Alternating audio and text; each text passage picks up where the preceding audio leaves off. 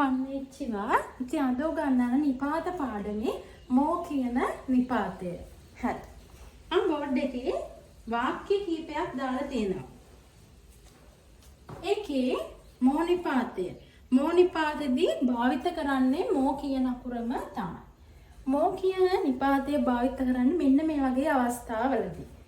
ද මෝ නිපාතේ භාවිත කරන්නේ ද කියන අවස්ථාවලදී නැත්නම් ත් කියන අවස්ථාවලදී අන්න ඒ වගේ අවස්ථාවලදී තමයි මෝ කියන නිපාතය භාවිත කරන්නේ. හරි. අපි බලමු මේ වාක්‍යයේදී කියවල නංගිත් මමත් පාසල් යනවා. ඇයද දැක්ක නේද? මම කියවන්නේ මෝ නිපාතේ භාවිත කරන්නේ ද ත් කියන අර්ථවලදී. එතකොට නංගි කියනකොට ඉමෝතෝ නංගිත් කියනකොට ඉමෝතෝ මෝ. ඊළඟට මම කියනකොට වතෂි කියනවා මමත් කියනකොට වතෂි මෝ. නේද? ඇය කියනකොට අපි කනෝජෝ කියනවා.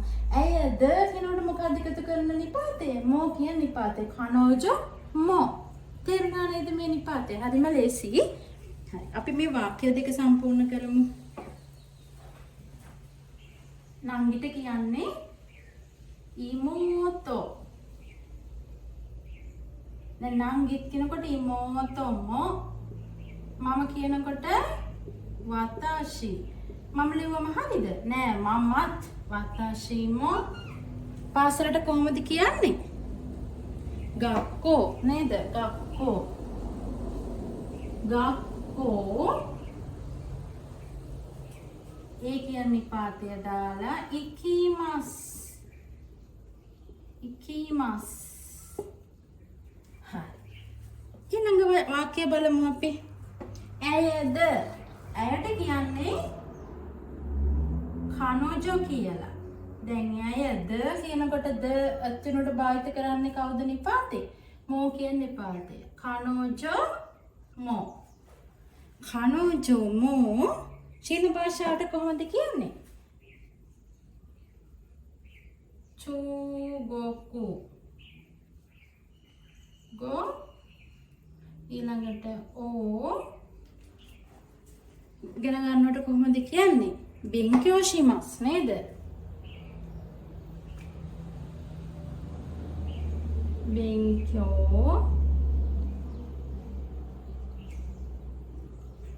ශිමස්.